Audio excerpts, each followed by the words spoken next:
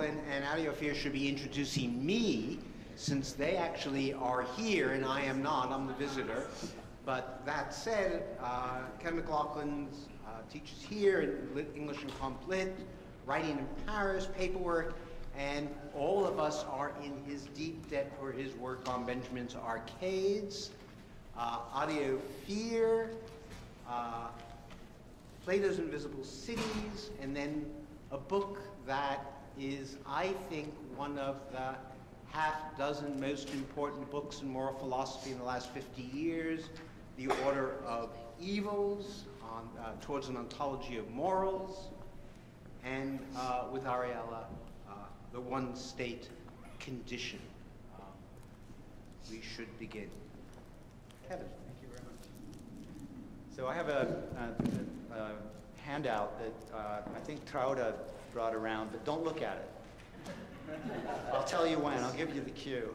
And that's why I'm not showing. We don't have it. We don't Well, have that's even better then. Yeah. So let's see where they are.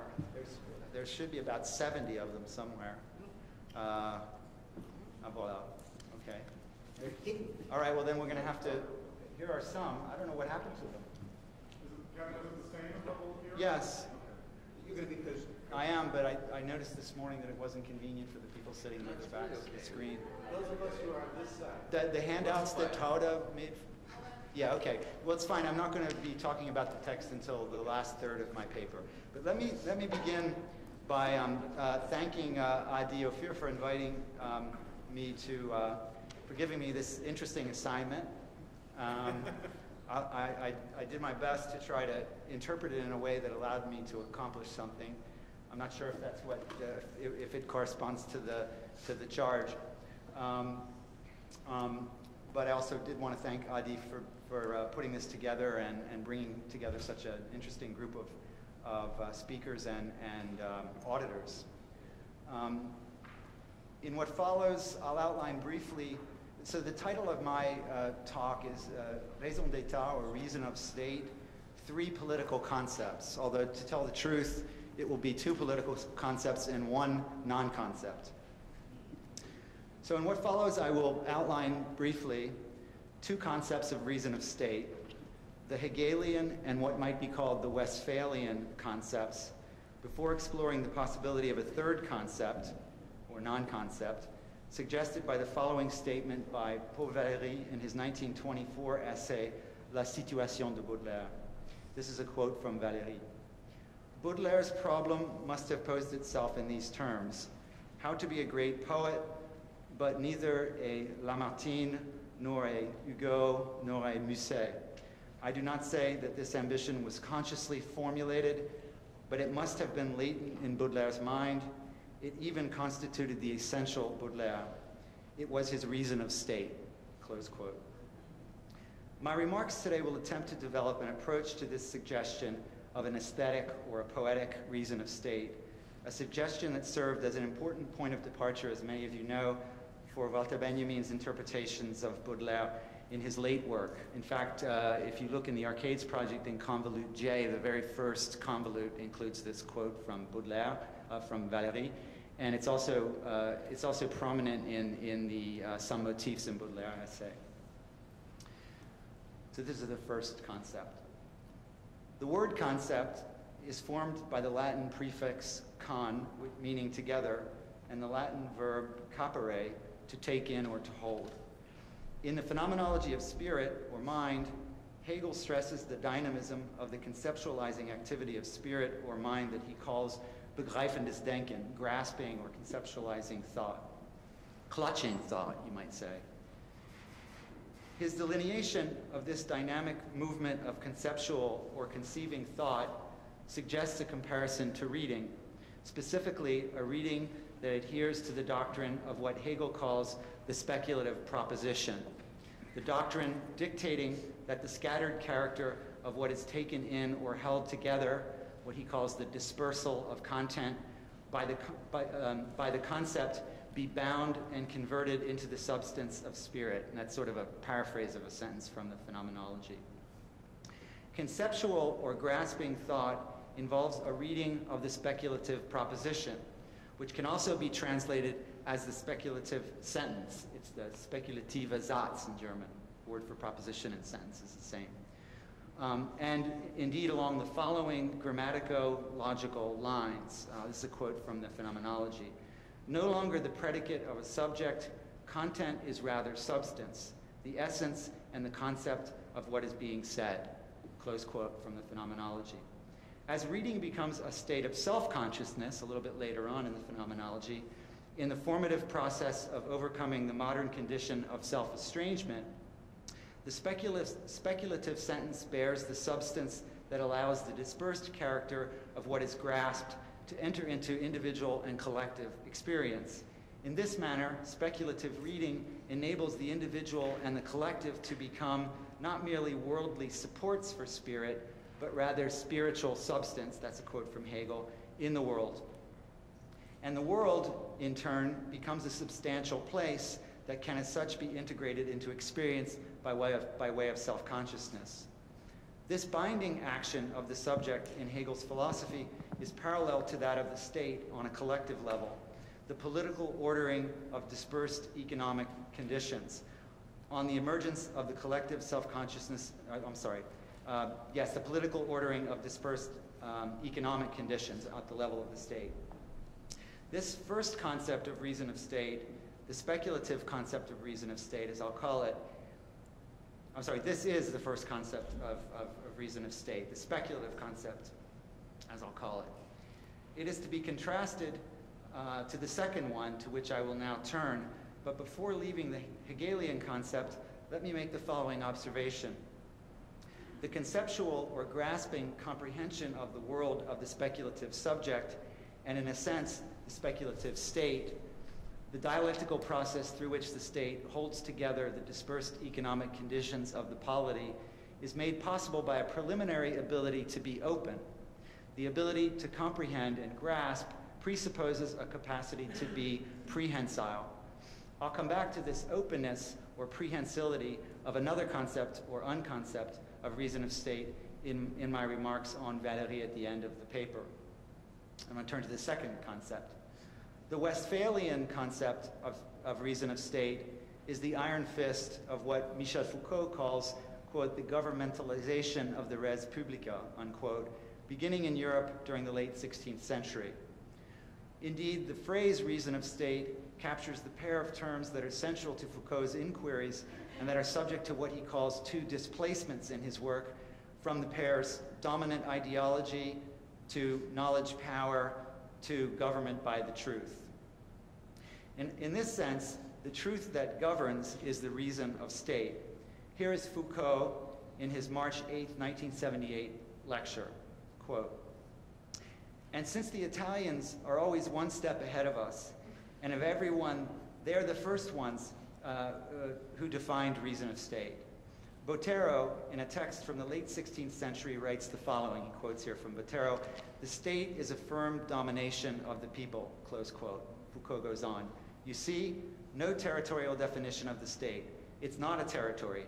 It's a firm domination." Quote, "The state is a firm domination of the people." Continuing with Foucault, "Reason of state," and he, Botero, defines reason of state not at all in the narrow sense that we give to it now. It is the knowledge of the proper means for founding, conserving, and enlarging such domination. There he's quoting from Botero again. But, Botero adds, and we will come back to this later, Foucault says, quote, "It embraces this reason of state much more the conservation of the state than its foundation or its extension, and more its extension than its foundation, properly speaking." That's all Foucault quoting Botero. And Foucault says, in conclusion, that is to say, that he makes of reason of state the type of rationality that allows for the maintenance and the conservation of the state from the moment it is founded in its daily operation, in its management of the everyday. All of that is a long quote from Foucault's lectures. What reason of state maintains and conserves, moreover, as Foucault underscores when he comes back to this point, as he had promised 2 lectures later, is the force of the state. Reason of state is ultimately the rationality of force. Another fairly long quote from Foucault's lectures. "From the moment one passes from the rivalry of princes to the competition among states, from the moment when the conflict was thought in terms of the competition of states, it is clear that one uncovers a notion that is absolutely essential and fundamental, that had not yet appeared and that had not yet been formulated in any of the theoretical texts on reason of state of which I have spoken to you, and that notion, of course, is the notion of force. It is no longer the growth of territory, again continuing with Foucault, but the growth of the forces of the state. It is no longer the extension of possessions or matrimonial alliances, but it is the increase of forces of the state. It is no longer the combining of inheritances through dynastic alliances, but the compounding of state forces through political and provisional alliances, close quote. In order to maintain, conserve, and maximize the force of the state, two great systems of security are put into place during the 17th century, according to Foucault. Quote, on the one hand, a diplomatico-military apparatus, and on the other, the apparatus of the police, close quote. With the signing of the Treaty of Westphalia, with the signing of the Treaty of Westphalia, Europe, what Foucault describes as un découpage géographique, becomes the name of a political system or idea informed by the rational capacity to use one's neighbors and one's own people as sources for extending and enhancing the force of the state. Under the Westphalian system or idea, in short, the European states conceptualize one another and their own populations not as spiritual substance, but as productive force. For as Foucault points out, in order to be maintained, these states must remain what they are, namely states that are becoming stronger. Accordingly, reason of state is, as Baudelaire writes, quote, a complete knowledge of the means by which the state forms itself, maintains itself, fortifies itself, and augments itself. Again, Foucault quotes that from Baudelaire in his lecture. Here is Foucault's gloss on Baudelaire, quote, and it is true that most of the theoreticians insist on the fact that reason of state is what allows for the maintenance of the state, but all add alongside that, in addition, over and above, although perhaps in a manner somewhat subordinate, it must also be augmented, close quote. What must be avoided at all costs is everything that would fail to maintain, that is to say, everything that would change what Giovanni Antonio Palazzo calls the state of the state. That phrase I just quote from Palazzo, which Foucault quotes. What must be avoided, Foucault stresses, is not just disruptions in civil order, seditions and so on, but also, quote, those processes practically inevitable or at least always threatening that risk leading the state into decadence and to make it disappear and vanish. It concerns avoiding fundamentally, Foucault says, what happened to the Babylonian kingdom, the Roman Empire, the empire of Charlemagne, this cycle of birth, growth, perfection, and then decadence. This cycle is what was called, in the vocabulary of the period, revolutions, close quote. Reason of state, in other words, is the rational capacity to maintain and enhance the state as a force that is counter-revolutionary, in the specific sense of resisting the revolving door of historical and natural or natural historical existence. Thus, Westphalian reason of state is a capacity through which the state posits itself as an unlimited force, a force that excludes unforce. So that was the second concept. If the political concept of state is intimately linked with, if it has its very origin in the idea of Europe enshrined in the Treaty of Westphalia, the concept of reason of state applied by Valéry to Baudelaire is bound together with another idea of Europe. Valéry writes of this Europe in his essay, Note aux l'Européen, a lecture given in Zurich in 1922 and published in 1924, in other words, the same year as his essay on Baudelaire. This Europe is defined by what Valéry characterizes throughout his writings on this topic between the two world wars as a kind of spiritual capital.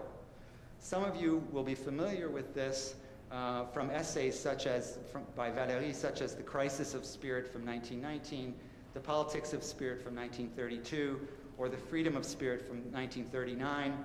Others here may be familiar with Jacques Derrida's comments, especially on the last of these essays in his book from 1991 called L'autre cap, the other heading. I'm going to take the liberty of assuming some knowledge of this motif in Valéry, and as explicated and extended by Derrida, of a Europe consisting of a spiritual or cultural capital that is in crisis whenever its ideal of universality is threatened.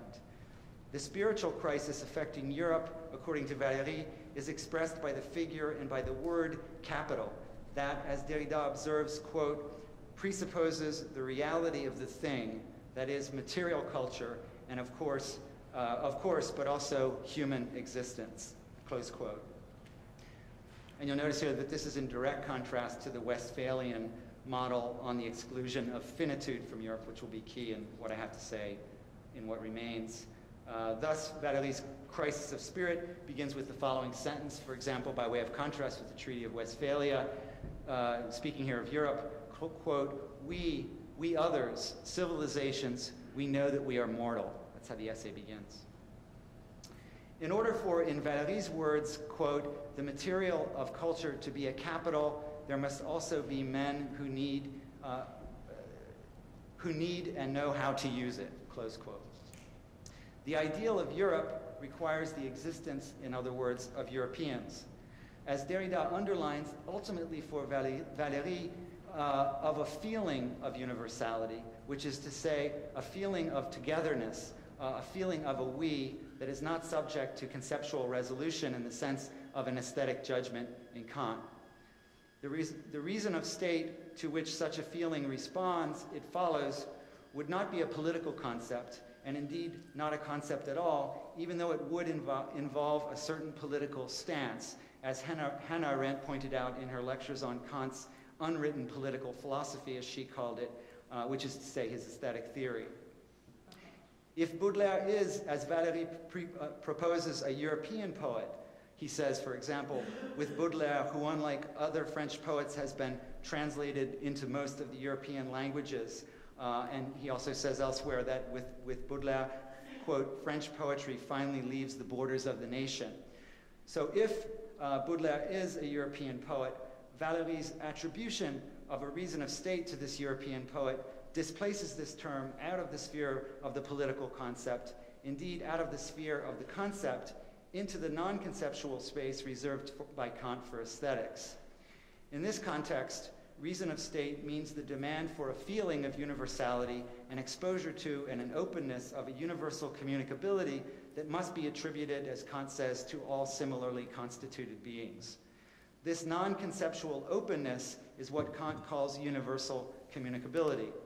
But as Benjamin's interpretation of Valéry's statement proposes, I'm assuming that some of you are familiar with that, it is the very decline of this universal communicability, more precisely the feeling of the decline and withdrawal of communicability, that is repeatedly at issue in Baudelaire's poetry. Valéry's remarks on Europe also suggest this feeling of decline. Quote, I have witnessed the gradual dying out of men who know how to read, how to hear, and even how to listen. That's from Valéry. The ability to feel this decline, or as Nietzsche would say, the inability not to feel it, apart from any capacity to conceptualize it, is suggested by a passage in Baudelaire's poem Les Petites Vieilles, Little Old Women, which is on the handout, which I think is coming around now, and now I can show you the...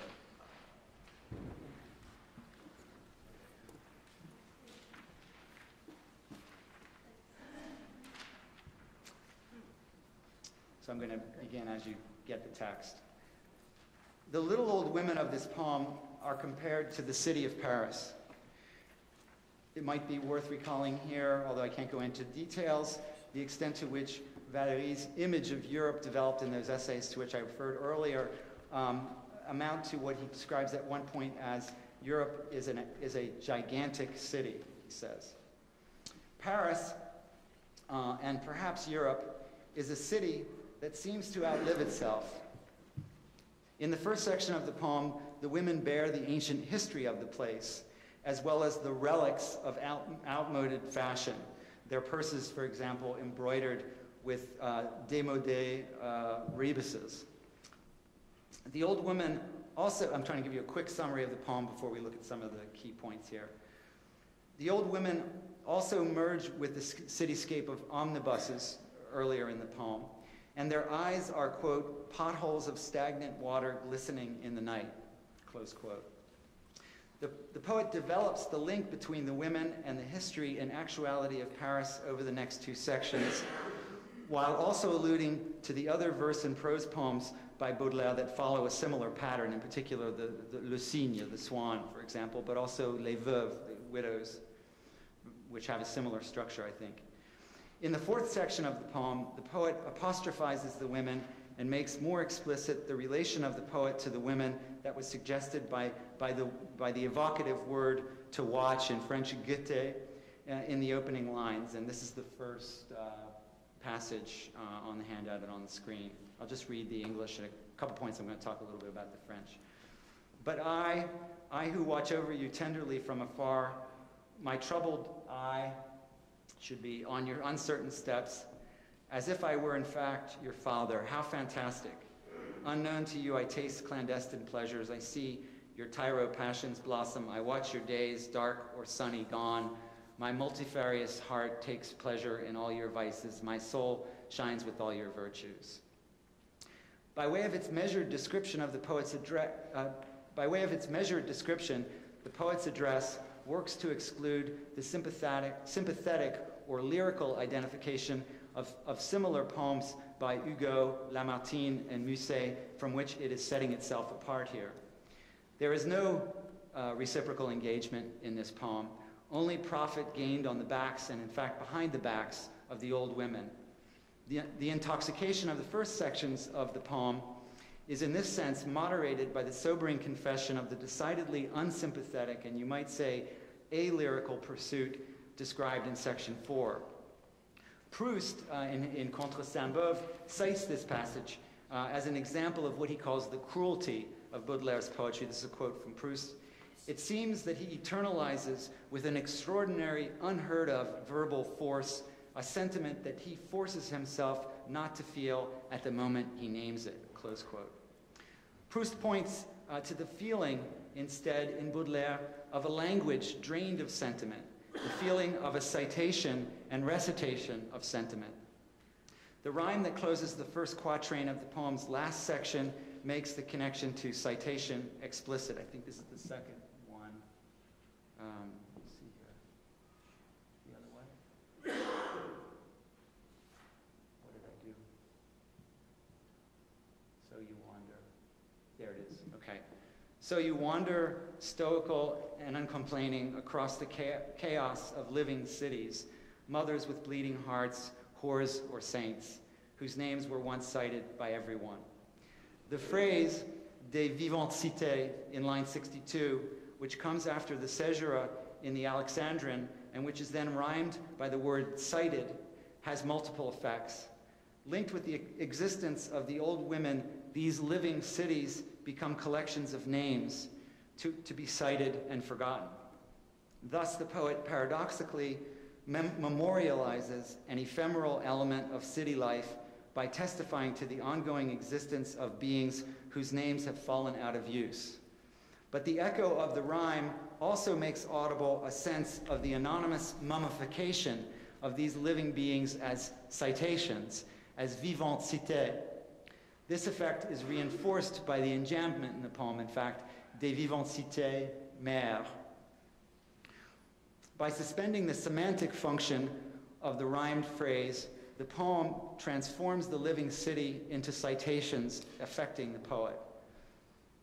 The poetic technique, in other words, empties the life from the city and makes it into a linguistic thing. Rhyme thus subjects the living women, and by extension, the living city, to what Werner Hamacher has called, quote, a fundamental philological operation. A little quote here from Werner Hamacher. No harmless utensil for the beautification of appearance, rhyme is the instrument of evacuation, dispossession, and incompletion of what is said in the mere saying. And that's from Werner Hamacher's little essay on philology. The poem exposes its inability to complete the movement of the women across the city. The poetic technique of rhyme marks in this sense the poet's failure to perfect by grasping and conceptualizing a movement that merges with the city. If the poet is, as he claims, the father of the old women, it is as a progenitor of octogenarians, the, quote, debris of humanity ripened for eternity, close quote, as Baudelaire says. Eternalized, moreover, to invoke Proust once more, is a feeling of what Proust calls the unheard of verbal force, compelling the poet to produce the women and the city as citations that have lost or exceeded their semantic content. The result, in short, is what Hamacher characterizes as the philological affect of a feeling of fellowship or friendship with mere language, a language that, quote, continues to speak, but that means nothing, as Hamacher says. Such is the language that ultimately binds the poet to the women and the city in the eternal separation evoked in the poem's last quatrain. Ruins, my family, brains of the same descent, each night I bid you solemn farewell. Where will you be tomorrow, octogenarian eves, in the clutch of God's awful claws? Like the rhyming of the living city with citation, the repetition of a phrase that signifies a final farewell empties it of meaning. You can only say adieu once, and it has to lose semantic content for you to say it twice. When it is repeated, adieu does not mean goodbye forever. The strange community of the poem ultimately consists not of communication, but of the mere saying of adieu. That does not mean farewell. This is the suspended word with which the poem poignantly ends, specifically the Dieu, the God, that rhymes with adieu. Lying in wait, we might say, of the adieu that the poet is able to make repeatedly, notice that it is not communicated or said to the women, is the surpassing force of the grip of Dieu, of God, on the fallen women, the octogenarian Eves. The griffe, which is the word for grip in French, the griffe of Dieu may be understood, according to Littré, as an unjust and tyrannical power that annuls the farewells that are the work of the poet. That's one meaning of griffe, according to Littré. In other words, the poesis of the poet, the effort perhaps to render poetic justice and equality to the women. But griffe can also signify, again according to Littré, quote, a stamp imitating the signature of a person or an instrument that is used to frank postage stamps, close quote. In this case, the final rhyme of the poem suggests that the signature or mark of Dieu supersedes or cancels the poet's adieu and signs it with the stamp of finitude. The final word is indeed adieu. The end of the poem and the tolling of the last rhyme may be read as an acknowledgement of an inability to grasp and conceptualize, and yet also the inability not to feel the opening action of the poet taking leave eternally of the women and the city, of which all involved in this encounter become the ruined figures. Being affected by a griffe, by a grip that holds nothing, in the same way that one is affected by a word that has been emptied of semantic content, an annihilation that lies wait of every affect, every feeling, every display of communicability, being affected by this grip and being in the grip of this affect that grasps nothing, testifies to a communicability in the grip of its impending incommunicability. Baudelairean reason of state, the reason of state, chez Baudelaire, as I'm tempted to say, requires openness to an encounter with the other and to a political sphere that is not governed by a political concept. Thank you.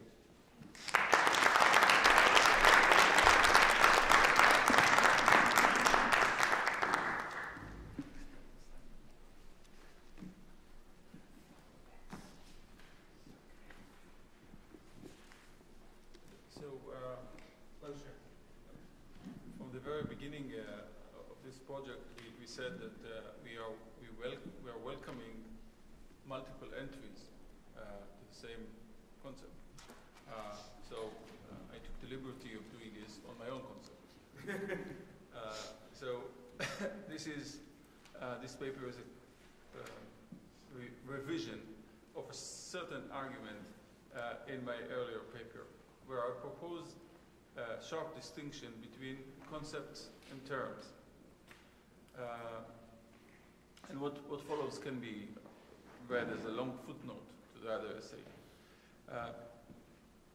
I would like to revise here the distinction which is crucial for my concept of the concept, and present it in a more elaborate and qualified manner. Whether the distinction is maintained, amended, or dropped altogether, I believe it must be addressed as part of any attempt to answer the question, what is a concept? Rethinking this distinction has been part of my ongoing conversation with Anne Stoller, especially as we have tried to pin down the difference between her interest in how concepts work and what they do to us, and my interest in how we work and sometimes worship the concept and what we do for them. This conversation has also been a reflection on the practice of conceptualization developed in more than a dozen previous conferences of this kind. One depth that I will not be able to acknowledge in what follows for lack of time is my debt to the philosophical traditions through which I am thinking about the concept. I hope to make up for this at some other occasion. So let me start with terms. Terms are common nouns that belong to the very heart of the knowing how of language. Speakers know how to use them in ways that do not interrupt the flow of communication, sometimes enhance it. To do this, they need not grasp the full meaning of the term in question or its exact reference. In this sense, terms are black boxes of meaning and that speakers know how to operate. And by using them, they are recognized as fluent and au courant, acting as sujet supposé savoir. Such terms function as floating signifiers or placeholders, and their efficiency comes from their relative emptiness, which allows them to assume different contents and to relate to many other different conflicting terms. Their efficiency, however, also comes, and here is the flip side of the same coin, from the semantic density of the intersections in which they appear.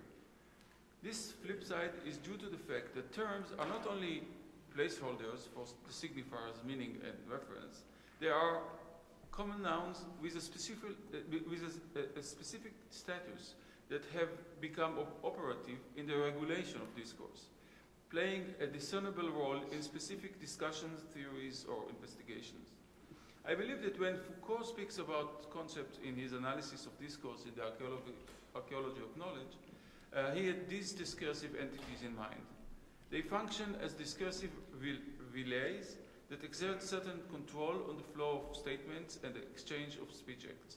They serve as joints and hooks for multiple statements, as well as points of entrance and means of closure in discourse. They provide excuses, substitute justifications, draw boundaries for fields of possible argumentation. The more popular they become, the denser this network of relays and crossings becomes.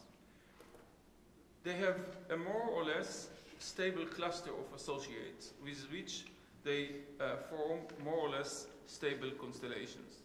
Together they delineate the contours of the visible and audible, create sites of interaction where many different statements and types of speech acts may intersect, come together, or part ways, accumulate, be preserved, and retrieved.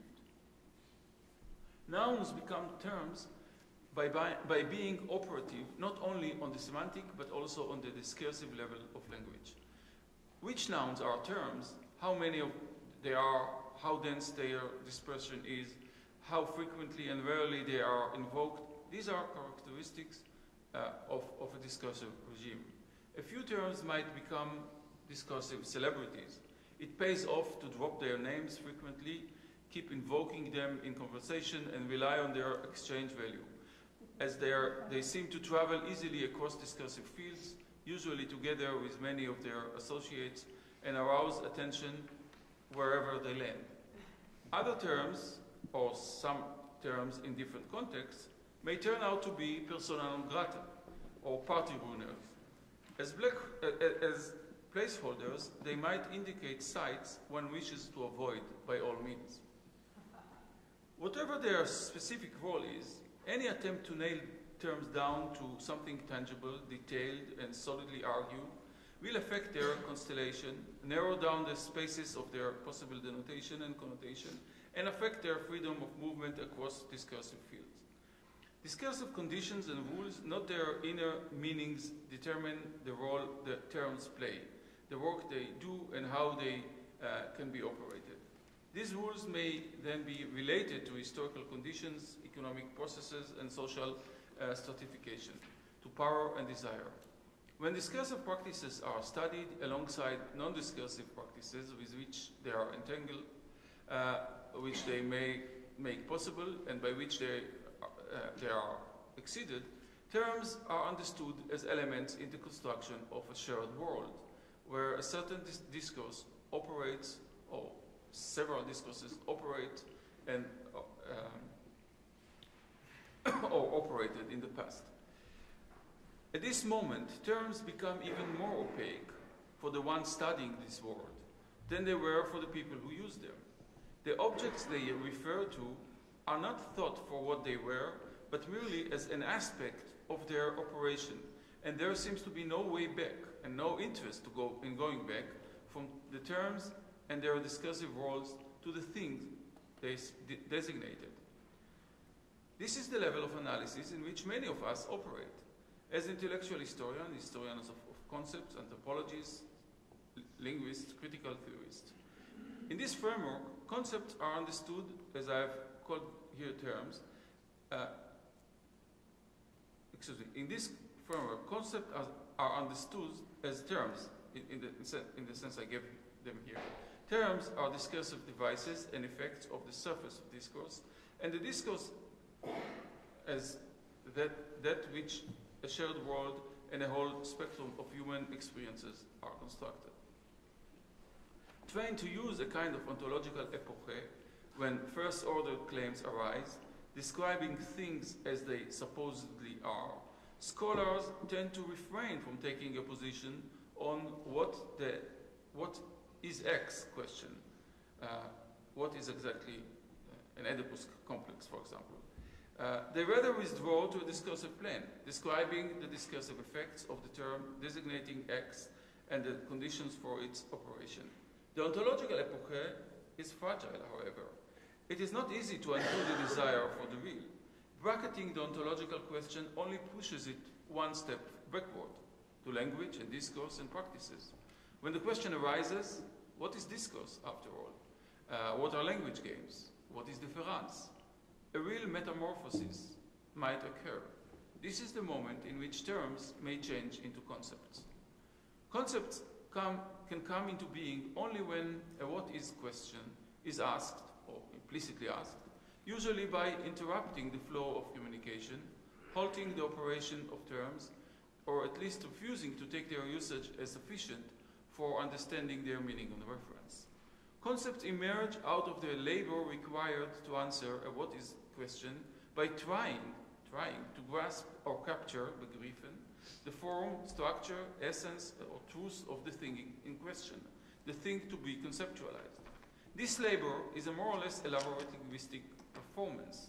Concepts appear when the entire conceptual statements are performed, seeking to provide realistic definitions for the terms in question, without, however, being able to close the gap opened by the initiating question.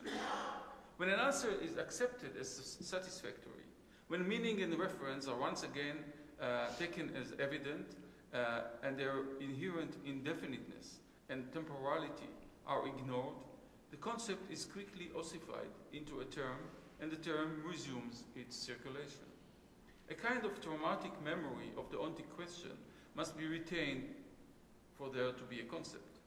It is usually retained as long as the conceptual performance lasts. Regarding terms, this performance is like the opening of a black box. When laid open on an operating table, many devices used on a regular basis would lose not only their use value, but also their appeal and commanding presence.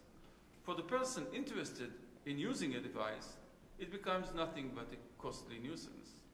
A historian or sociologist interested in the device would reconstruct networks of communication and modes of being together, which a device like a car or a camera makes possible, and would follow the way the latter are transformed once the device is no longer operative. when cameras are not allowed, for example, when the bus services strike. But the interest of the technician is very different. For him, the device he is about to repair has a very different presence. It opens questions, it poses questions, it needs care, consumes one's time, and requires labor and attention. Everything one tries to avoid while using it. This is the kind of transformation that happens when one insists on asking a what is question regarding a term in use. When the discursive terrain is transformed, the busy movement of terms is replaced by the slow movement of thought, in which an interested subject is interpolated by the ontic question, and not limiting herself to the actual functioning of the term in question, struggles to create new opening to the thing conceptualized in order to grasp its nature, essence, structure, or mode of being. Moreover, the language game called conceptualization tempts one to take the risk and utter claims that transcend the time and space of the conceptual performance itself.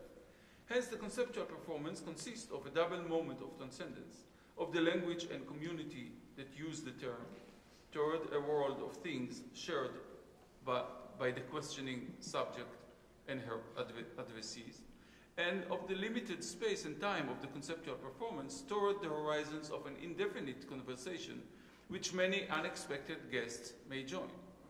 While stipulative definitions may constitute and impose a shared world, conceptual performances strive to change the way a world is shared. And yet, the conceptual performance itself is entirely unique and singular. Think about the movement through which the concept's different aspects are laid apart and brought together, or by the manner in which a whole network of related concepts unfolds and held together to show the inner structure of the concept and the external matrix in which it is embedded. These discursive acts are not only a matter of argumentation. Conceptual performances involve a whole mise en scène, which I should have shown here in detail, but have no time to do so.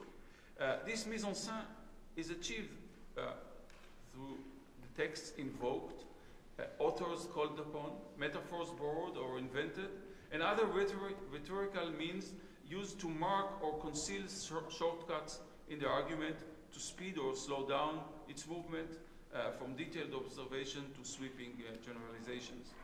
On stage, a world is constructed in order to create an opening to the world off stage. The concept is not what one sees through the openings, but the very construction of an opening in discourse. Or to use a Deleuzian idiom, the concept is an effect and sense of a discursive event of a particular kind, an effect of the conceptual performance that links the imaginary meaning of a term to its reference and determines the reference's field of possible appearances. One might expect the concept on display to divide and enclose, differentiate, and bring together, relate to a piece of the phenomenal world which it carves out of its surrounding, illuminate it, grasp and articulate its inner structure, and so forth. But there are no rules telling exactly how this is to be done. The conceptual performance reflects and embodies the performer's style, eloquence, virtuosity, the genre she adopts, and the discursive convention she respects or ignores. No fixed method is involved, no a priori distinction between the concept itself and the rhetoric of its articulation is available, and no clear line can be drawn between on-stage and off-stage realms except through the performance itself. It is in and through the performance that the threshold of conceptuality is delineated, announced, and crossed. Despite family resemblances, genres and traditions, and regardless of the universality of the claims, the discursive performances articulating them are always singular. Disciples and interpreters may hope to reproduce the master's conceptual performance, but they can never eliminate the differences of reiteration. In fact, even the master himself cannot. However one wishes to reconstruct the concept of an author according to one or several of that author's writings, one ends up performing a new concept. of this particular performer at this particular time and place. There's no way out of this conceptual nominalism. To argue otherwise means not only to allow for a clear distinction between a concept and its performance, but also for the capacity to extract the concept from its performance and somehow keep it alive somewhere else. Where exactly? Keeping a concept alive, however, means to perform it. Concepts are accessible only when performed. No resort to an ideal archetypal concept is available.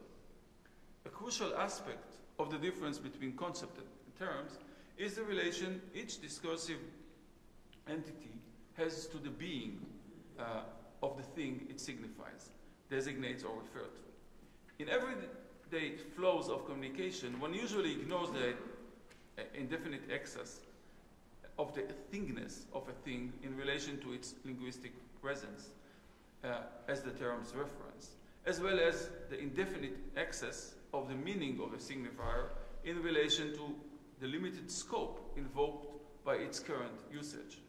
Terms tend to hurl these kinds of excess into oblivion. In their specific constellations and discursive operation, they make the world accessible in a certain way and conceal it in many other ways. In order to understand how this discourse operates, how different discursive practices are engaged in different politics, how they construct different worlds and enable different experiences, in order to follow the transformation of the political imagination and political ontology in diverse community of discourse, one should reconstruct terms as discursive relays, study the density of their accumulation and the patterns of their dispersion. Concepts, in the sense I use the term here, are very different. They are the effects of a relatively rare discursive event. They cannot be extracted from the specific performances where they are displayed without being significantly compromised.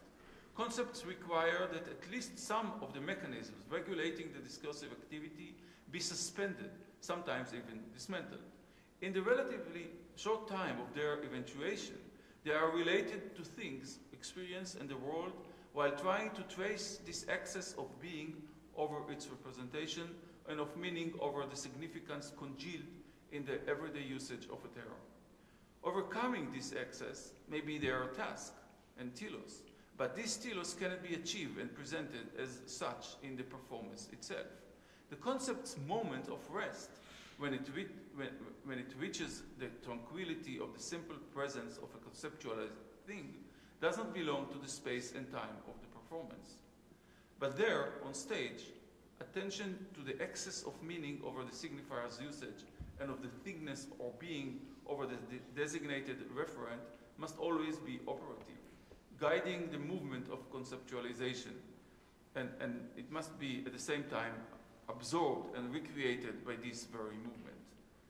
Dissatisfaction with their own conceptuality, Adorno observed, is part of the meaning of concepts.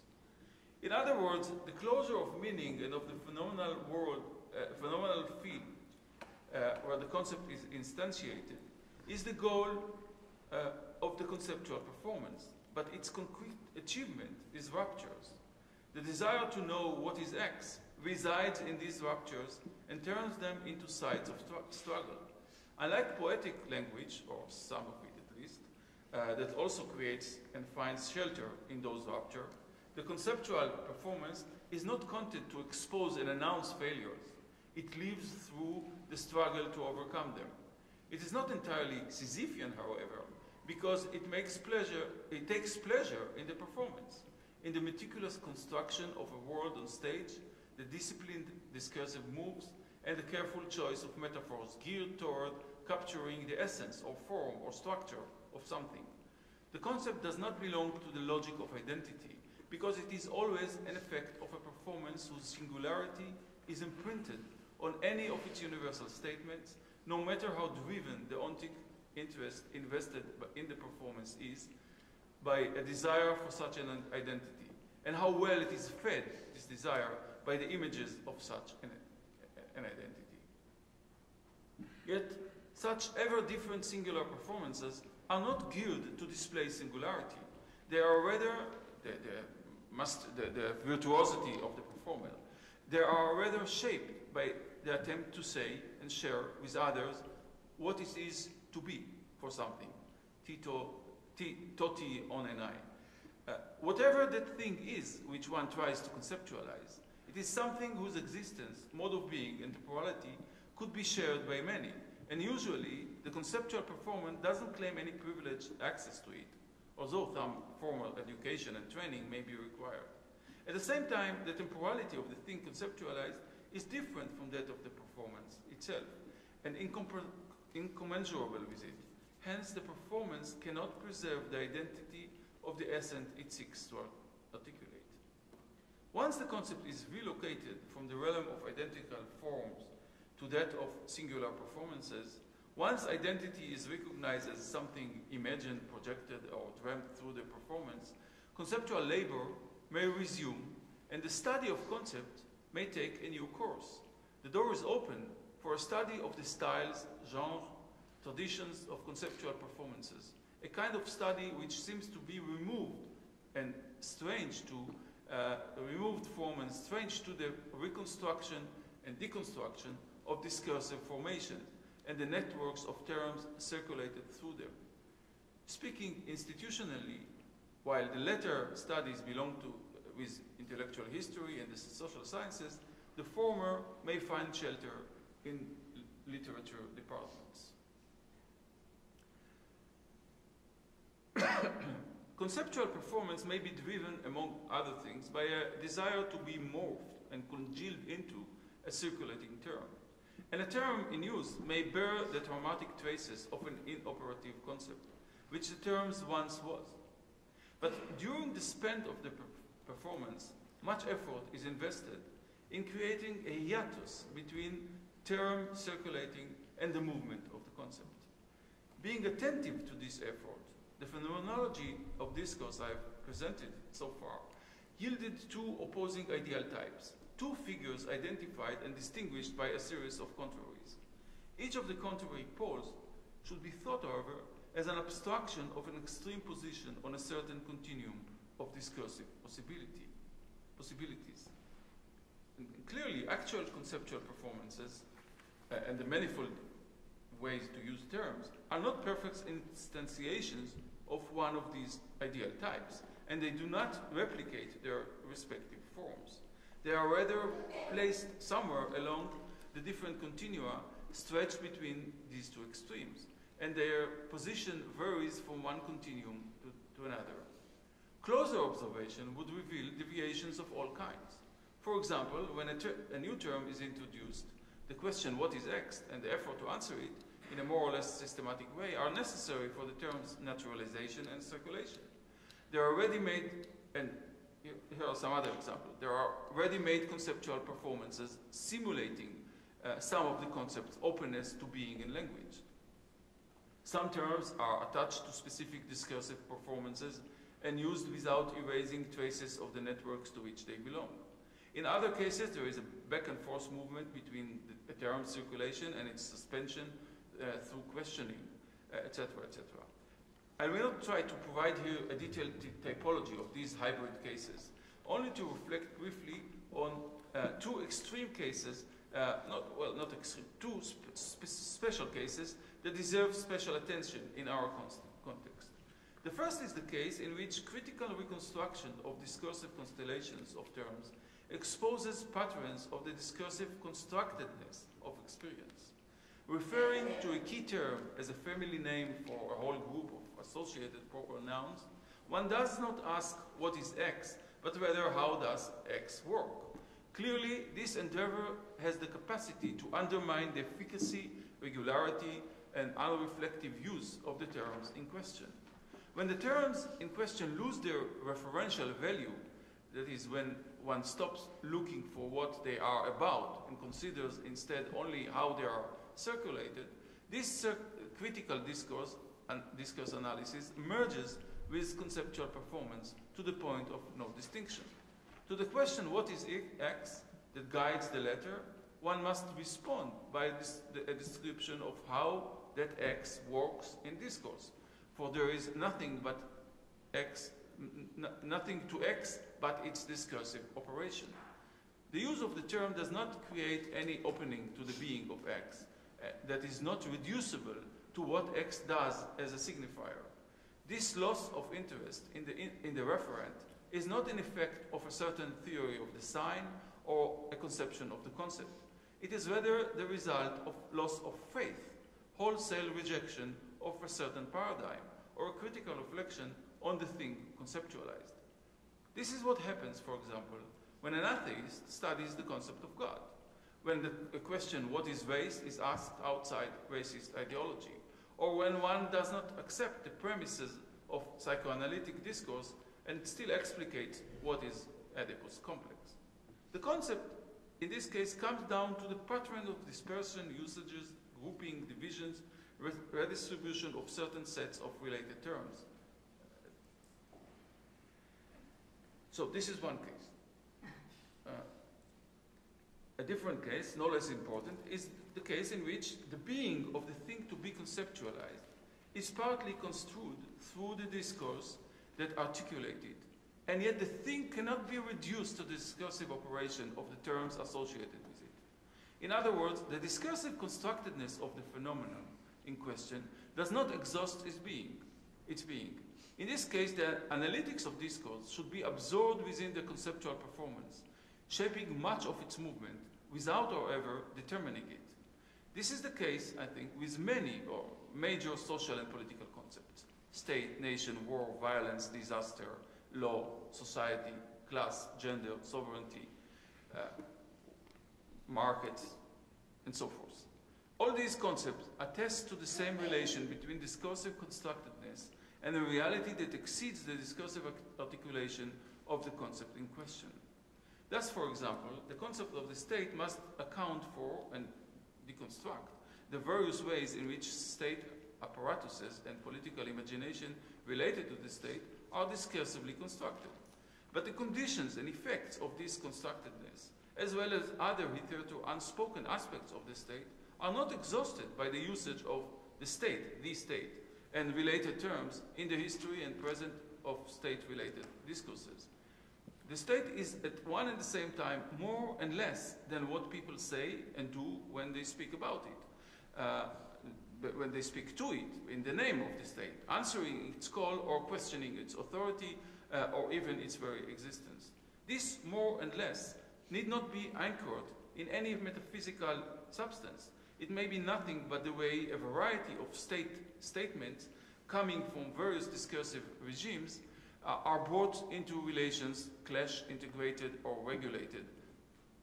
But the latter may then be understood in terms of material forces, institutional patterns, and the disposition of subject and their formation as subjects of the state, none of which is necessarily expressed or exhausted by existing state-related discourses. The gap between what is articulated by analyzing the surface of existing discourses and what is explicated by the conceptual intervention is typical of the humanities and social sciences.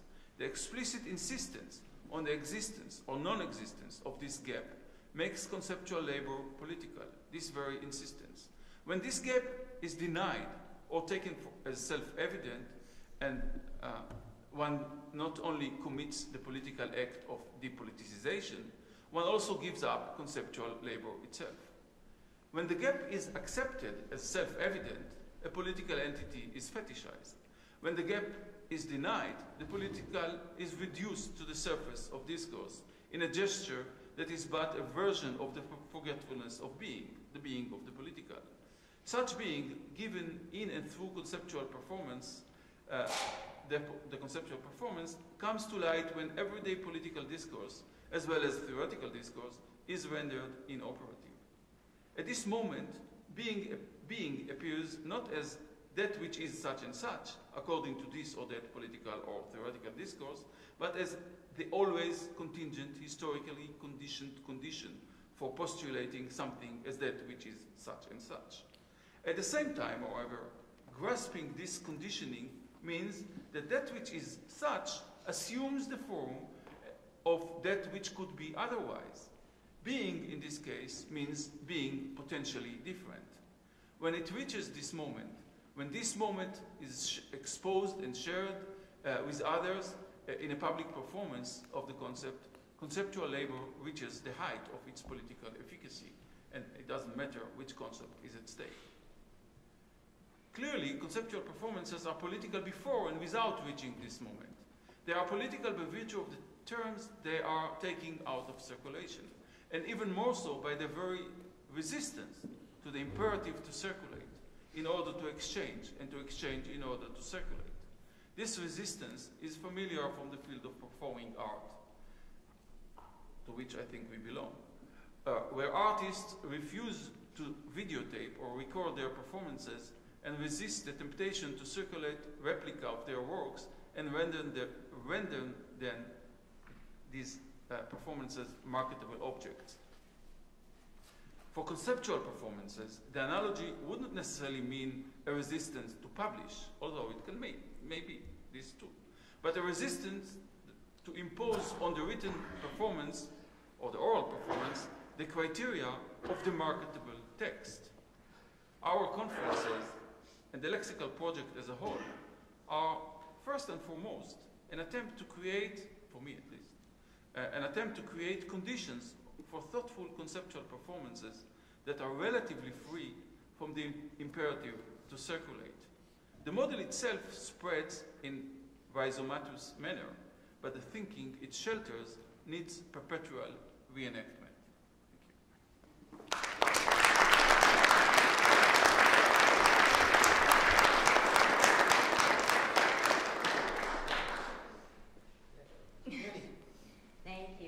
Thank you, Adi. This was wonderful to hear the new clarified rendition.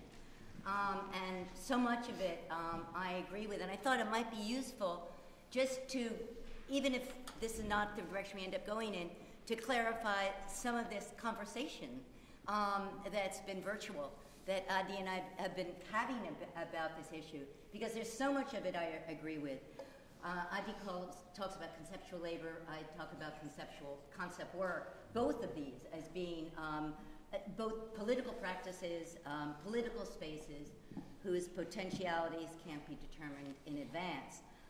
Where I think we differ though, and is in what seems to me, and I don't know if it's what you mean to be saying, but the almost categorical way in which intentionality is set upon conceptual labor, that the only way in which we can have concepts is if there is an intentional effort to ask the question, what is X? And I want to argue and still hold that some of the most powerful political relations, political practice, is within the surreptitious sites in which what is X is not stated clearly, is not there, in fact is explicitly made not there, and the political force of those concepts is exactly in how they circulate without being articulated. I mean, you yourself argue at the end of the first version that you did of this paper is that it's our political responsibility, and this is why we're doing this project, political responsibility to interrogate, to ask, to keep putting it on the line. But I'm concerned that something, for instance, that you say, well, concepts can only happen when we ask the question, what is it, and when there's an interruption. But interruptions take many different forms. And I'm concerned that we've kind of reduced the interruption to this discursive interruption in a particular kind of way. That interruption can happen when a concept, as we've been thinking of concepts here in this group as responses, as to a possible solution to a problem that itself may remain unstated. There seems to me a whole space, and I'm not going to take up everyone's time with the whole range of kind of issues in which we distinguish here, but I'm concerned that the circuit of movement and the ways in which concepts move and congeal without cohering, the way in which they move with one another, create new spines of network, exceeds the performance, exceeds the conceptual performance.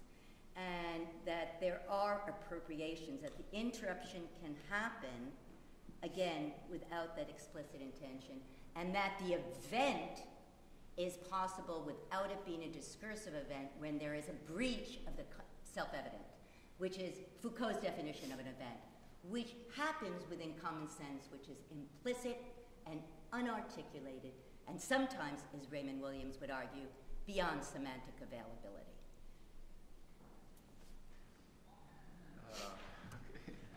Yes or no? Yes. I mean, it's a very, it's very honest to the differences and the things. Well, I'm not sure. I'm not sure that it's about our differences. I think I'm doing here two things. One is making a very strong claim about a difference, and then trying to see what's in between. Right. And the second thing is to say, well, by creating this gap, by isolating this ideal type of the concept, I think I open the door for a different kind of study of concepts. And something that I refer to briefly at the very end. And I think what you are suggesting is would fall there. So you may be perfectly right, but I don't know. Some of what you describe as concept here, I would push back to terms, I know. to the circularity of terms. Some of which, yes, I would say yes, it falls short from this ideal type that I'm describing. But I think it's very helpful to think with these two extremes in mind, and especially for us, because we must be there in the other pole where the questions are asked in a straightforward manner and are addressed with full intentions. This is simply our language game and our responsibility.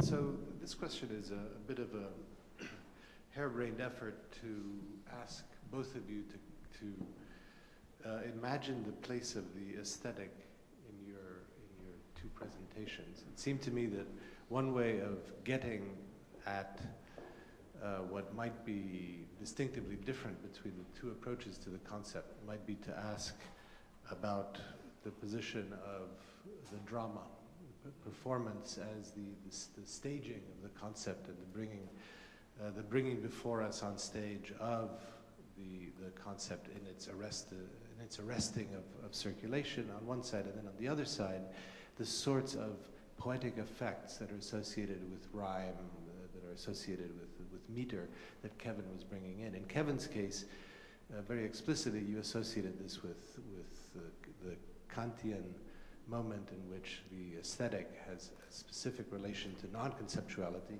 I didn't hear Adi make that argument, and I wonder if there's a place, Adi, where the question of the concept as you imagine it in its relation to performance also verges on the kind of Kantian position with respect to with respect to concepts. For both of you.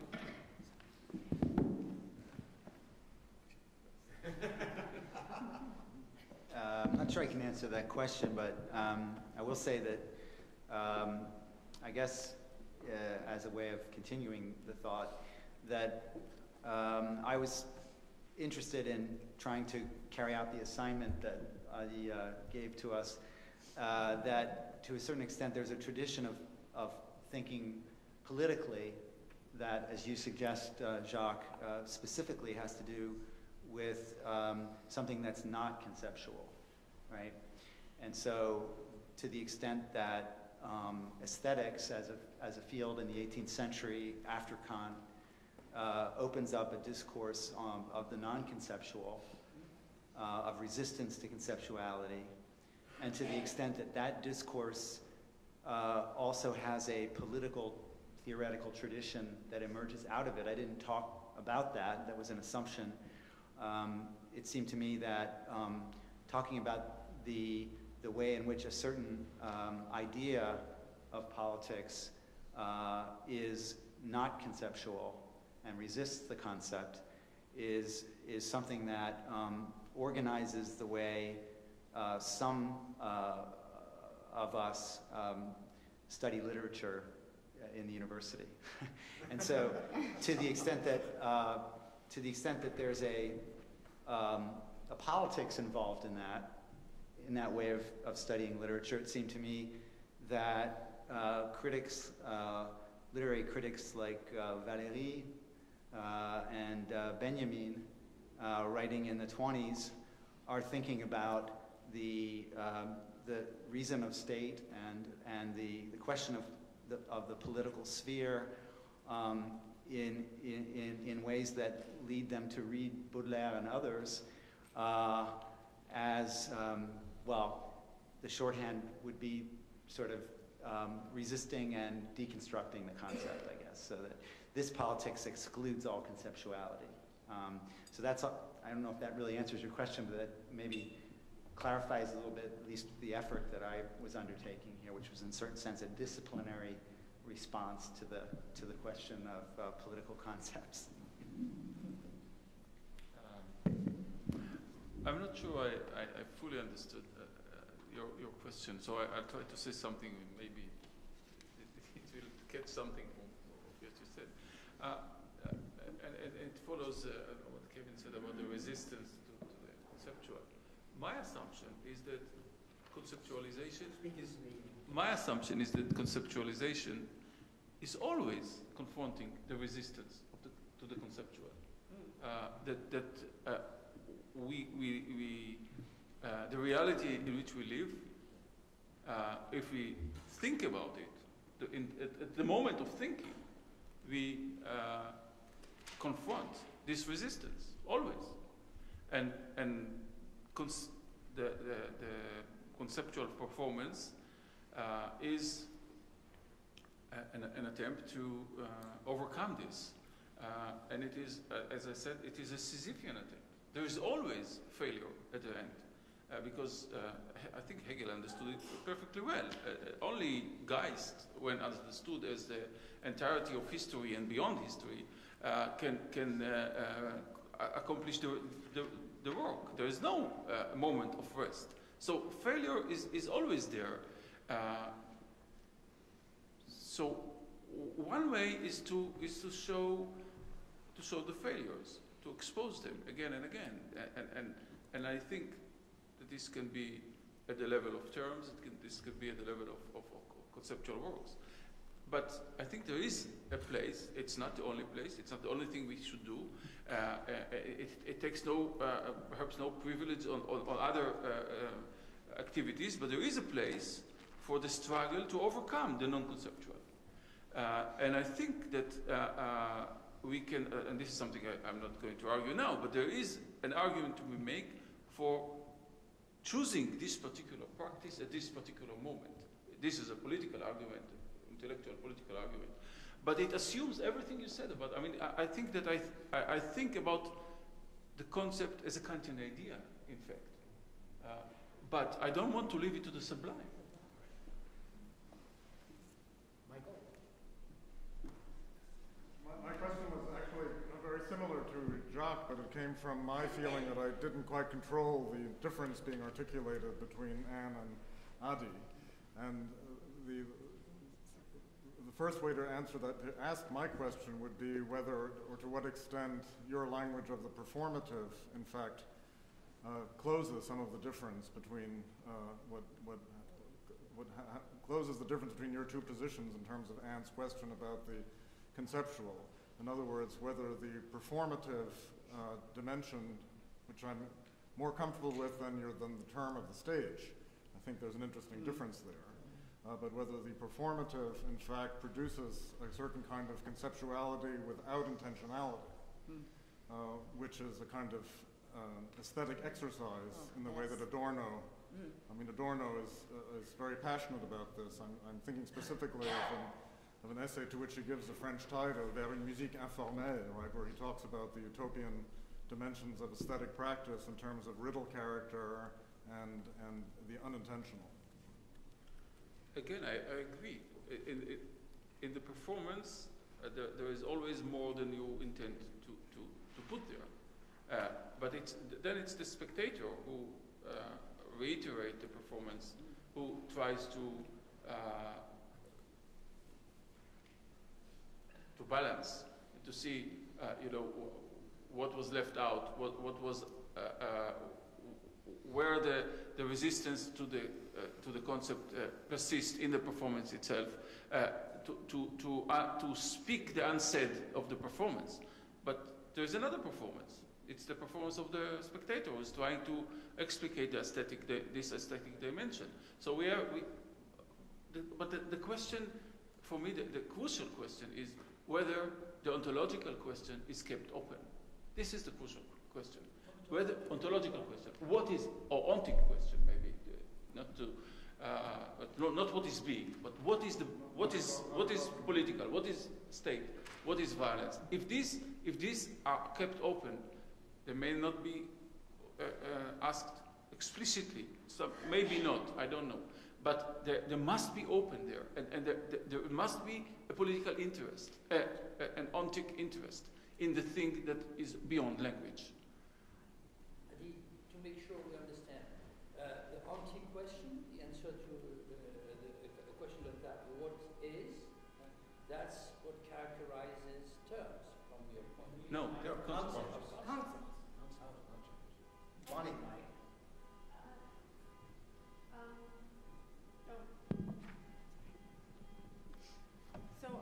Is this working? Can you hear me? It was on. No? All right. Yeah, you can hear me, and I forgot my question. Okay, yeah. So this is for Kevin. So I was thinking about what you said about the turn to Baudelaire as a move to resist concept.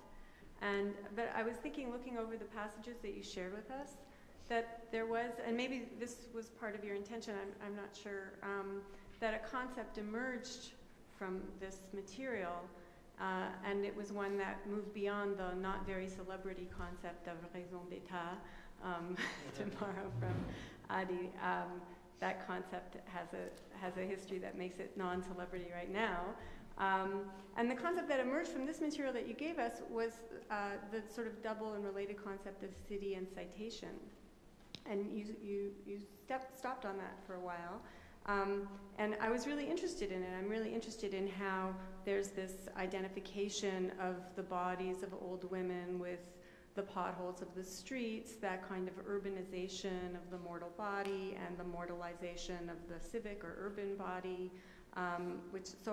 Partly this is just a request that you say a little bit more, but also the way that the city is set up in a really interesting Oedipal circuit as a scene of generational passing and a circulation of kinship structures, so that the poet is both the son and the father of the old women in a way that he's watching. So it seemed to me like an enormous amount of stuff was circulating in here, as well as ruination, that are among the conceptual reasons why historically political theorists and political actors have been really interested in cities as a site of possible futurity, not just ruination. In other words, as a kind of post-raison d'etat way of going on democratically.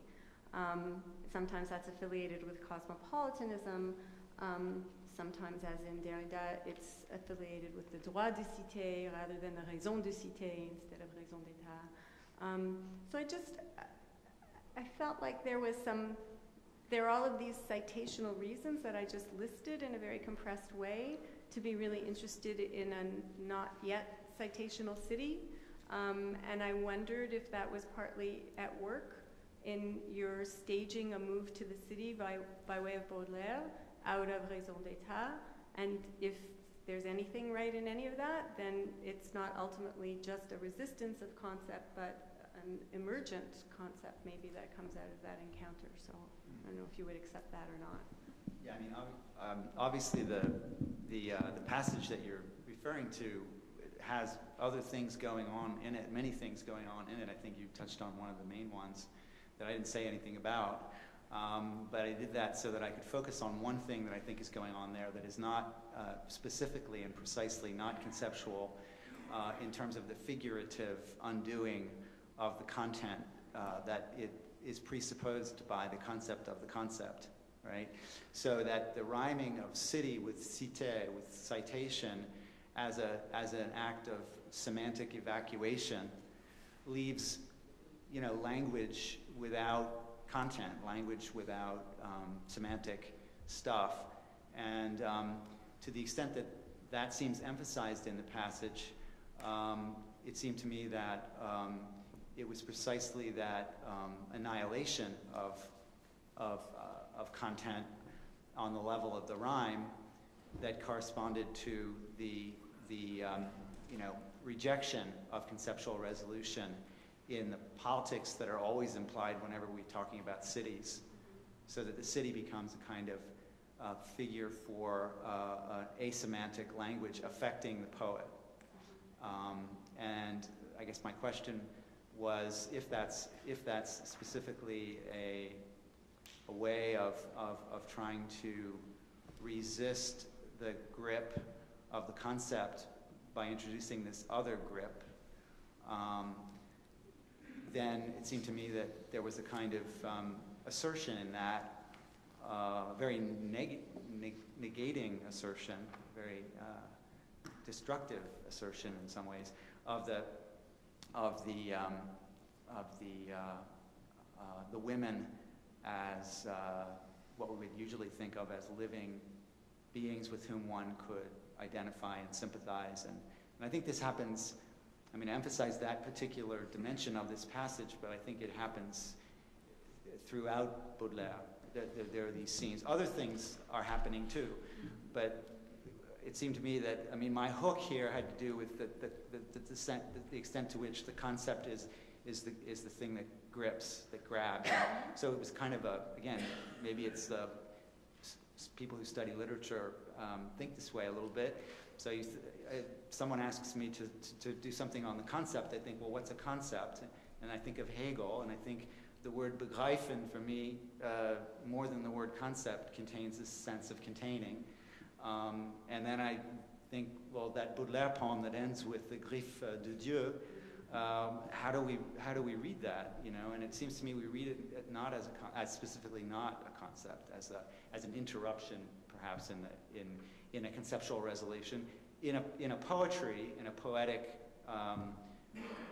oeuvre that is always refusing to resolution, conceptual resolution. It seems to me.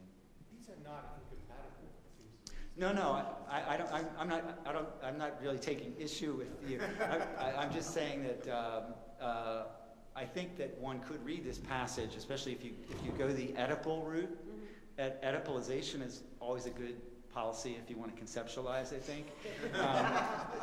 So if you want to emphasize that, and it's certainly here, then I think you could claim that but I think there's an undercutting of this, and I guess I should say this and then I'll stop. The fact that it's a technique that we specifically identify with poetry, and I think that that's significant as well, because I think in Baudelaire's poetry, like in much poetry, good poetry, I would say, 19th and 20th century poetry at least, the poetic aspect of the poem is undercutting the conceptual work that could be going on at the level of the semantic content of the poem. And so that's the interesting thing that in good poems, I think, at least that's what we've been taught, and I keep finding it, so it must be, that's science. Must be true. Yeah. But I don't know what I would make of this, but I would just say I follow the argument from the Hegelian Begriff to the final Griff, but that there was a parallel track that you named too, which was raison d'état à la Hegel, which is raison d'état, to Westphalia, which is raison d'état, and then finally to either raison ou droit de cité in some way in the last one, and that's just an interesting, that is interesting. sort of haunting of the explicit passage that you were taking. In other words, you offered a devastating critique of Body. No, I think that. Andreas, so just to say, I have a list of Andreas Etienne, Stathis, Akil, Todd, Eduardo. My point is very close to what they're saying. I mentioned Let's get to a discussion here. Students. Dr. Todd and someone else. Audience. Johannes.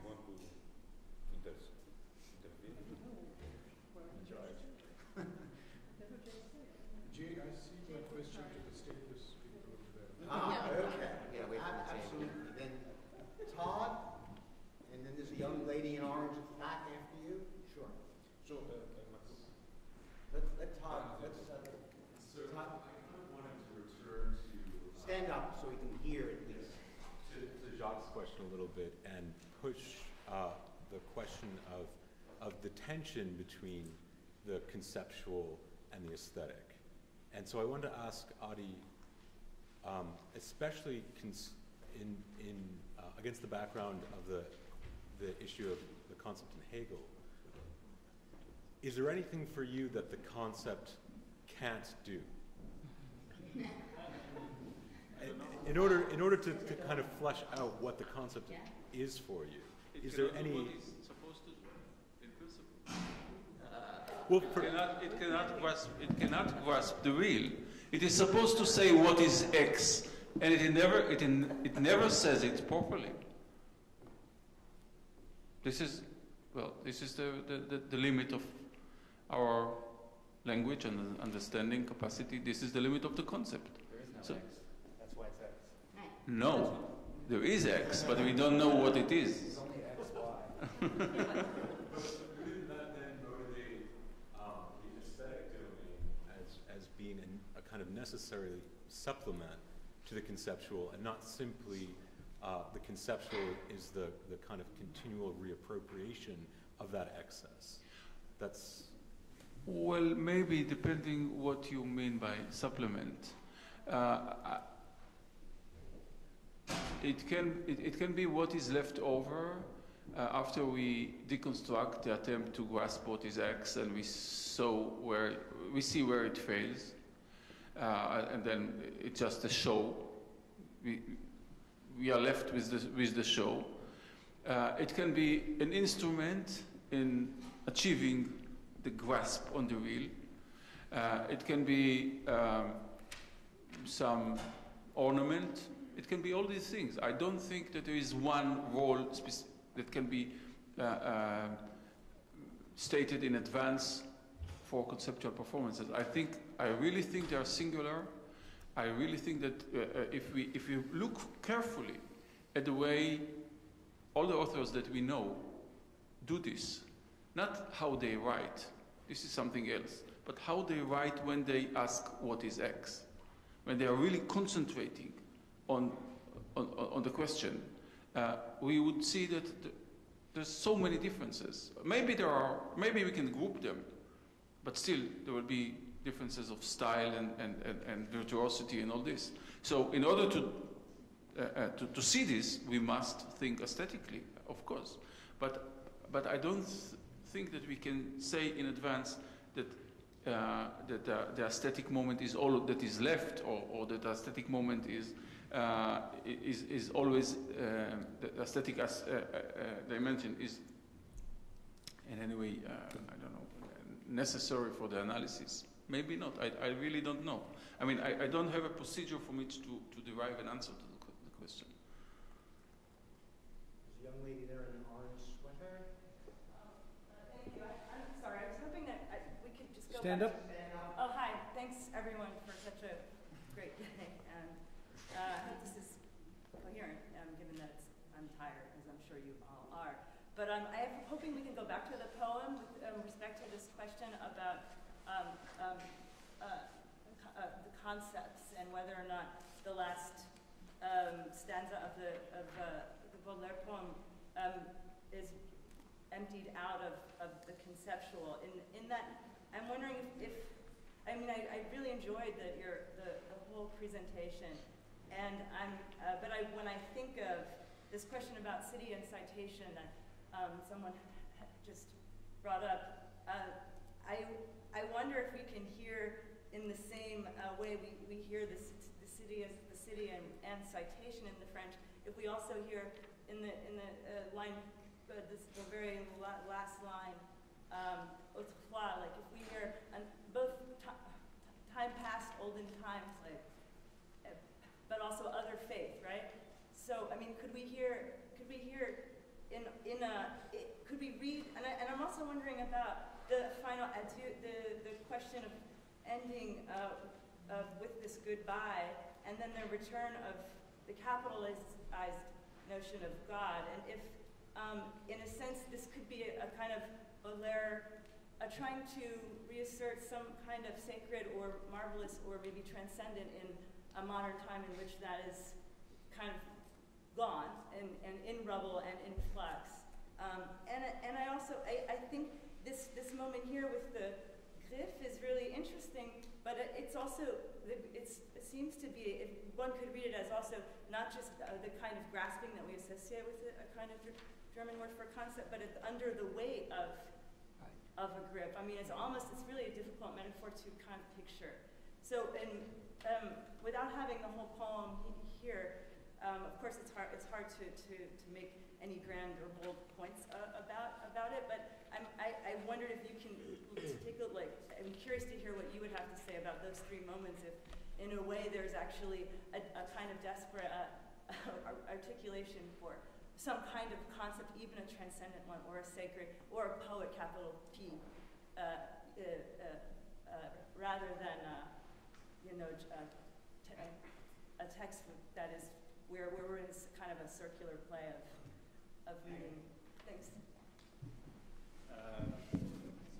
Well, so maybe I think there's certainly some kind of transcendence alluded to in the figure, but it's a curious kind of transcendence that seems to have nothing to do with what we usually think of as sublation or translation into a. As you suggest, it's like putting the grip on someone's neck, or the griffe. It's on them like a weight, as you said, but it's a weight that it completely annihilates them. Seems to me. Baudelaire's use of the word Dieu would be a great seminar topic. As Bonnie's question suggests, I think I again would go back to that response and say that, you could say it about Baudelaire's politics. What are Baudelaire's politics? I mean, to answer that question is to take a huge risk at being, fundamentally wrong, because it's so hard to determine that question of. I mean, Benjamin spent the last 12 years of his life trying to grapple with that, I think so. The question of God here is a highly, I guess, ambiguous. It's an ambiguous figure, so I wouldn't rule anything out. Actually, yeah. So maybe now we can bunch two questions at a time, if I might. So Andreas and Etienne. Yes, one for Adam. Do you think, maybe you mentioned it and I missed it, but in your understanding of conceptual performances, do you include at all normative orientations or evaluative positioning, either being part of those performances or producing them? Because I have the impression, but again I might be wrong, because your talk was really deep and complex, but I think that you might fall into the trap of conceptual neutrality, that concepts are neutral. And for some kinds, perhaps, but for political concepts, I cannot see how, for example, the state, violence, the market might not involve taking a position in one word rather than constitutive of the concepts. Even you mentioned God. Can you have a concept of God without taking a positioning? Can we get another one in? Yeah, that's better. Etienne? I know we're short in time. May I call you Kevin? Everybody calls you Kevin? Yes. Everyone calls me Kevin. Just a question of information. I have to confess that my reading of the Valéry text that you mentioned is a little old now. I will return to them. Is the formula an aesthetic reason? Is the expression reason of state there in Valéry? It is there. Okay, wonderful. So am I right if I understand that you derived from this very strange, in fact, I mean, very unexpected use of these terms by Valéry applied to Baudelaire, a way or a procedure or an itinerary that leads to unsettling or deconstructing, however you want to put it, the conceptual implications of the former two definitions of the reason of state attributed to Hegel and the Westphalian and Botero through, etc. Well, so if you remember a little bit the essay, La Situation de Baudelaire, the argument that I made here about the meaning of that phrase that Valéry utters at the beginning of the text, it would be very hard to make the argument that I made based on what Valéry goes on to say. No, but so in effect, I'll come clean and say that, so I'll be honest and say that in some ways this was an attempt to try to understand Benjamin's interpretation of this phrase that clearly struck him as well as very strange. He says it was bemerkenswert, strange, so it was worth remarking on, I guess. So, I mean, if the question is there an elaboration of reason of state in an aesthetic context in Valéry? No. But there is this interesting development of repetitive, meandering thoughts on Europe that Derrida, talks about in L'Autre Cap. And I think there is where I found some room to develop what I think is, in effect, Benjamin's interpretation of reason of state in Valéry. So we are very much in what Hélène this morning also addressed as the question and the importance of the play on words in the theoretical and intellectual activity as a point of, and it's a multilingual play on words. I mean, but as a point of intersection, so to speak, and inevitably also a conflictual intersection between the conceptual or the theoretical and something that is in some way its other, given that there is not one single other, but there are in fact several. Now, may I add just a little? No, it's too late? Little, okay. So play on words. I mean, Begriff is a play on word. I mean, you even introduced a multilingual play on word. La griffe du Begriff. So just to throw a stone in Addie's garden for further discussion. What disturbs me, but I have to we all have to read that very carefully. While you were speaking, I was trying in my imagination to imagine how to propose to you in a very positive, of course, spirit, a variation on the famous Kantian formula, concepts without intuitions are empty, intuitions without concepts are blind. So I was trying something like concepts without performances are dead or frozen, and performances without concepts are floating, or etc. But this, in fact, is turning around something that I also addressed this morning when I tried to provoke you. Why did you prevent me from bringing several terms that is clearly materialize the idea that the meaning or the use, because the meaning is a use in good Wittgenstein in a position of a concept, is always a relation. is always a relation or a set of relations or moving relations. And when you say, when you speak about the ontic dimension, I perceive something like a sort of obstinacy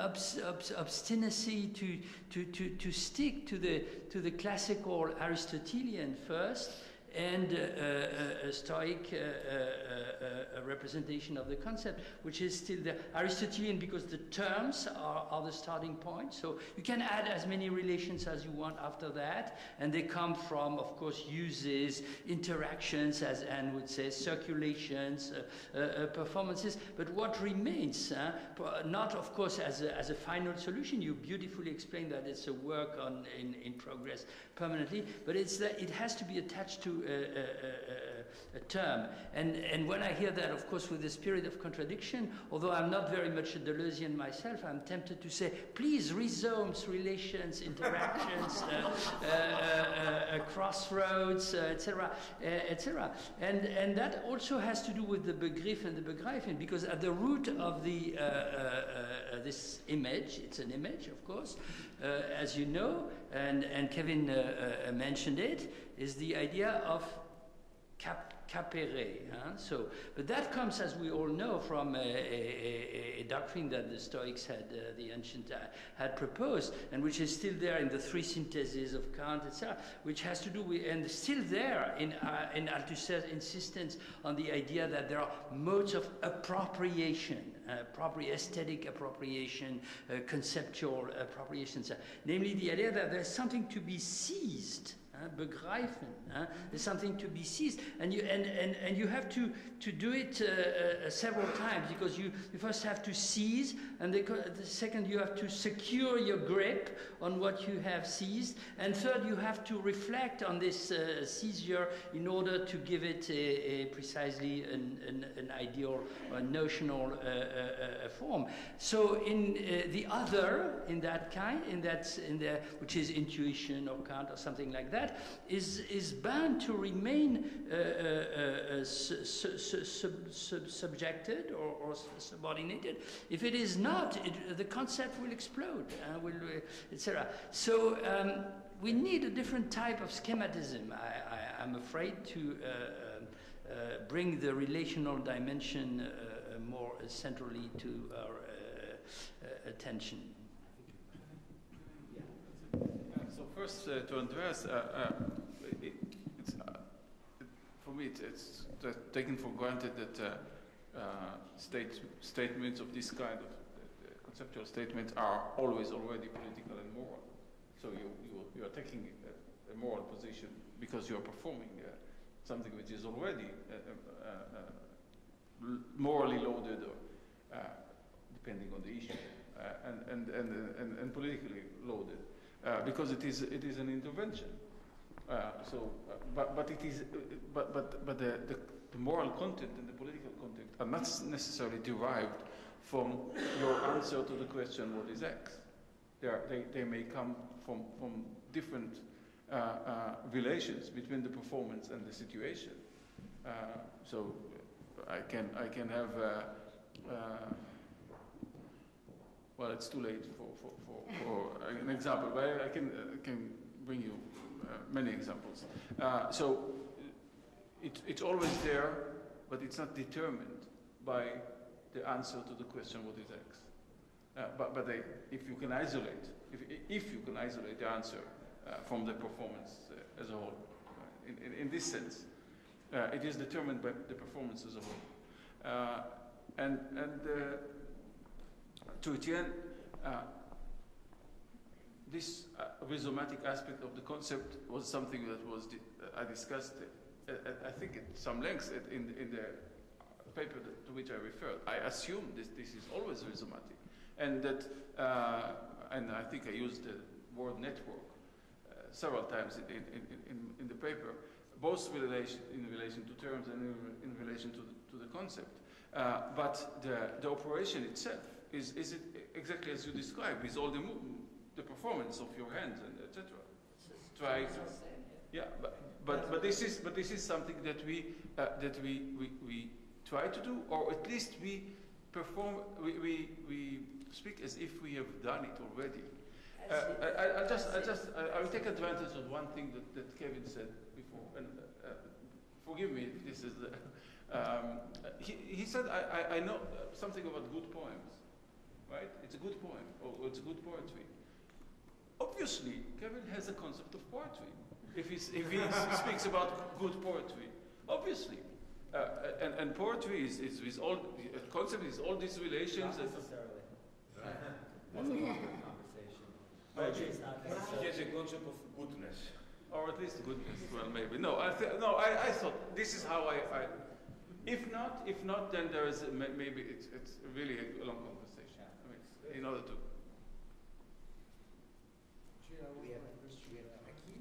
So what I want to do is do something terrible to the speakers. That is, I want to have all the last questions, but not with answers. Because I think it's important that the questions get asked and heard. So they are statements from Ariella, Akil, and Eduardo. Okay. Well, I really appreciate everyone's patience because it's late, but I want to talk to Kevin too. I want to... No, not at you. No, not at all, really. I found your talk very inspiring because it especially in the light of our discussion about the state of our field of literary studies earlier today, especially because it took what is in some ways an archetypal political concept, perhaps the of all of at least in today's and tomorrow's session, raison d'etat, and subjected it to a poetic exercise, which is, if I may say, parenthetically, in light of some of the comments that Annie has made about what we're trying to do, part of, at least in my head, political concepts, the idea of the political concept is not just simply to elaborate on understood concepts that are understood to be political, but it is in many ways to put concepts in a political situation, which is to say, to open them up in a kind of space of contention, where we literally, contention, capere, we actually come together, even if not necessarily agreeing. So here, the Baudelaire, the last verse that you gave us, and everyone obviously emphasized la griffe effroyable, the alliteration, yes, brilliant. But really, the phrase that I prefer to emphasize is the one that is contrasted to it, which is the cerveau congénère. Because if in fact it's true that concepts are alive only when they are performed, like Adi said, the conceptual performance as a kind of poiesis of voices, we may even say people, coming together, right, in coming together to grasp together, a kind of concisor, we would say, a congriffe or something like that, is here echoed. I'm obviously abusing my Baudelaire by bringing our conversation into it, echoed in this cerveau congénère, which is in some ways, we can say, of course, yes, brains of the same descent, but really also congenial or co-generating, or a congenius of thinking, right? Which is then lamented to have to be subjected to the griffe effroyable. Here, Dieu is actually irrelevant to me. It doesn't really matter whether there's Dieu or not Dieu, because if we're going to say that the griffe effroyable is really the raison d'etat, it makes no difference. That's what it is. That grasp is a singular grasp that he's lamenting, that the contested, coming together grasp, the collective, if I want to, okay, let's even use that word, that has the same actually con in it. It will be lost. It's a lament that this kind of coming together will be lost in the singular grip, which is terrifying. It's horror. This is clearly an example of horror. That's my comment. Ariella. Yes, thank you. So a very brief question, but no answer. So I don't know if it makes sense to raise it. But very brief question to Kevin, and then a short intervention in the conversation between Adi and So my question to you, Kevin, would be, how do you relate the incommunicability to the concept of unforce, or not concept, or whatever, the unforce? I would be really eager to hear more about that. And from this articulation of incommunicability to unforce as a relationship between concept and the others of concept, be it terms or other entities, I would like to intervene in your conversation, which we have a kind of history of this conversation, and to relate to the, and I think that you introduced the term responsibility, Adi, maybe you, I don't remember, but if the term responsibility is used in relation to concept, I think we ought to introduce the term of violence, because in the conceptualization of concept, the work of conceptualization, the continuous work of conceptualization that you presented is an effort to resist certain type of violence, which is the violence that is the conceptual violence, when concepts are used or imposed by other entities or players or agents, be it the state, the market, etc. We don't own concepts, and concepts are introduced all the time, also in the form of interruption. So I think that if we would speak about responsibility, it would be in relation to violence and responsibility that we have, because there is violence imposed through concepts, and we have a certain type of responsibility to intervene in this form of violence. But on the other hand, we have maybe another type of responsibility, is that the academy, the university, preserves the political concepts that are imposed through violence upon our disciplines, be it political philosophy, be it anthropology, and maybe also literature, I don't know. And in this sense, and also in the perspective or in the opening that you did with performance, I think that maybe we should re-articulate the term of responsibility and maybe replace it by sharing or participating or collaborating with other forms and modalities of conceptualization that are out there. For example, the way that people in Occupy movements or in the Arab Spring conceptualize the political. So I think that it's not only that we have a responsibility, but maybe we should re-understand the conceptual work as a way to participate in the way that the conceptualization work is performed by others, in co-performing, co-conceptualizing, etc. But sorry, we cannot continue this conversation. So I feel like performing without conversing. So, Adi, I think you have very distinguished antecedents, what you were saying. Here are some. So Heidegger's account of how the present to hand emerges out of problems like that arise from the ready to hand is a case of interruptions that give rise to, in your case it's in the linguistic realm only. Stanley Cavell's idea of when interruptions that come from, and this is very similar to the pragmatists, so Cavell's, Wittgenstein and Austin are not really separable from the pragmatists. That inquiry begins with interruptions of the kind which you are saying are especially there.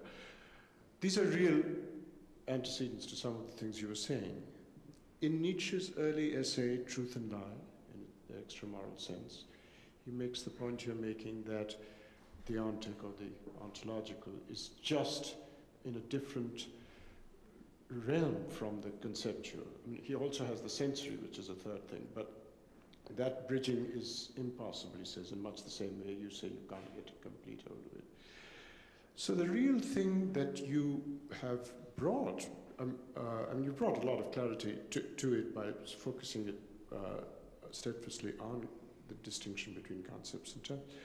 But the interesting thing that you brought to it is to insist that there is an element of the political in the interruption that it's involved. And I think Ariella is actually giving you some possible directions in which it may be developed to say how the political enters. But here's one thought which is really prompted partly by what Ariella says.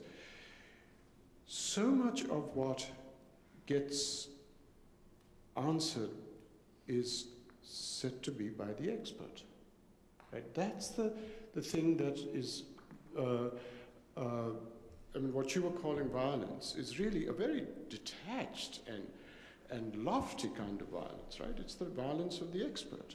That knowledge is to live by, become experts to conceptualize by, expertise to conceptualize by, and that's the political element which, you know, the reason why Chomsky has restricted himself entirely to syntax. He says, I can't do it because what is my interest in this? It's the expert who tells you, you know, the medical expert tells you what the term arthritis means, it's that somebody tells you, you know, but so that's the political and the violence, and the expertise is at the heart of our politics, ever since the 17th century anyway. Okay, well, mine is a comment, and it's, you know, from the time I raised my hand to the moment that we have now, a lot of comments were made, and some of them, they didn't steal my thunder, but I'm glad that they were said. I think that one of the things, I'll just take my point of departure from Kevin's very elegant formalization of much of what we've seen today, because when you're reading the poems and talking about the echolalia between different words and different terms, which then obliges us to read them syntactically in relation to one another, and in a way that then alters their connotations, their significance, and so on. Because of that, I would say that the content isn't evacuated or annihilated, but rather that what gets staged is the dissolution of a fixed determinate content. And I say that because I think the suggestion would be, and I think this is something that we saw in a lot of the talks today, that the only concept worthy of being a political concept, of being called a political concept, would be the one that exposes, reenacts, reiterates in a kind of performative way a point of stress that Etienne brought up, its polysemic character, as was said somewhere else, its own dissolution. So that it would be the concept that says, I am not a concept, you know, that I am not a single self-identical monosemic closed concept, but rather a conflictual, contested archive, or a fissured network of historical traces, or what Etienne and Ellen were calling, after Althusser, a play on words. So it's just... We start tomorrow at 9 o'clock for coffee, 9:30 for the first paper. Thank you all.